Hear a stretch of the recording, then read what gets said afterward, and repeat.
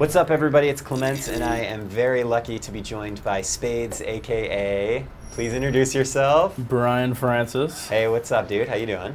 Not too bad. So you have just spawned in the lower left side of Xel'Naga Caverns as Terran, and I wasn't really paying attention when what you just said who you were fighting against. Are we doing Zerg?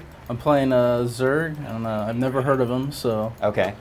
There you go. Then you've already got this in the bag, is what you're saying. Yeah, no problem. I know how he plays.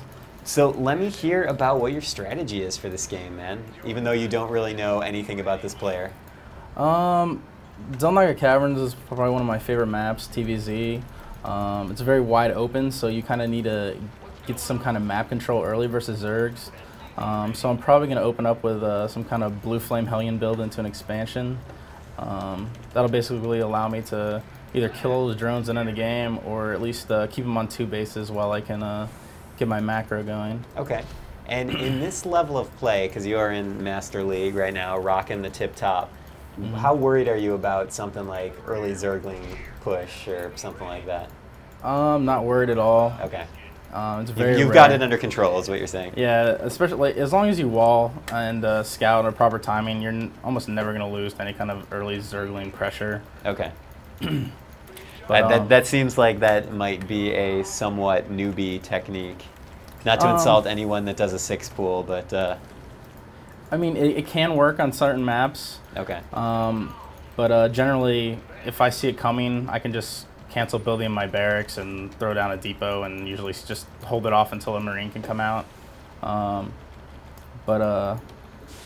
Yeah, I mean, I guess the biggest threat is early baneling bus, but I kind of created my, from playing in Korea, I'm used to getting baneling busted like almost every single game.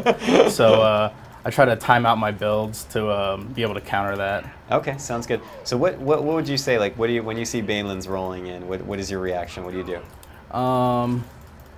Generally, you want to panic, but just immense panic. Just throw your keyboard across the room. Yeah, but if you can keep control and kind of just not overthink it, usually you can handle it as long as you're not completely overwhelmed or anything. Okay, gotcha.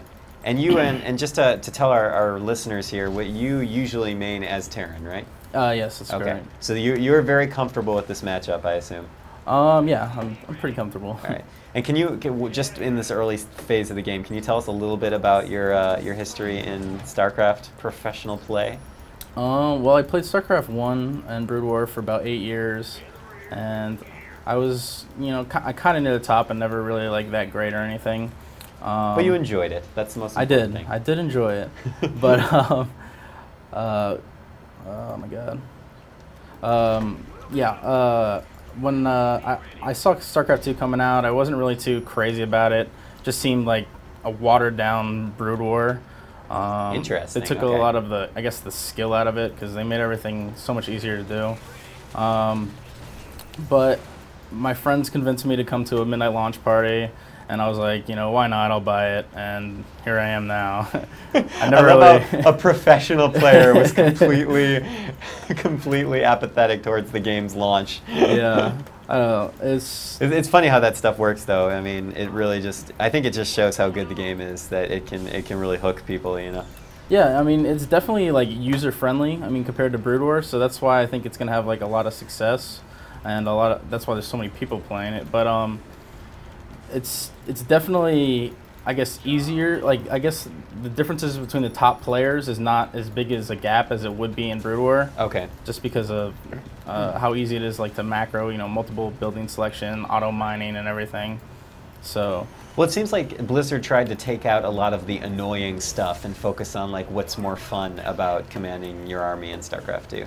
Yeah. Would you agree or disagree? Definitely. I think Brood War kind of couldn't stick with casual players as much just because of, I guess, you can't really play unless you know what you're doing, and it gets to a point where, like, any competitive play, you're going to be way behind until you get some kind of idea what's going on. So here's the baneling bus. Is this where you're panicking? Try not to panic. All right. And should be fine. So he just threw a colossal amount of minerals at you. You have a couple Hellions out. So he's reinforcing fast.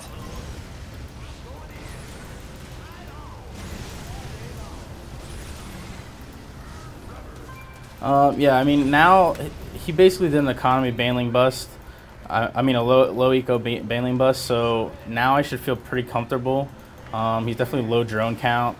It's not necessarily an all-in, but it's definitely hurting his economy quite a bit. So I'm gonna have a window here where I'll probably be able to do quite a bit of damage. Okay, excellent. With these Hellions. And I noticed that you haven't dropped down your second command center into the your natural yet. Oh. I'll shut up for a second while this happens.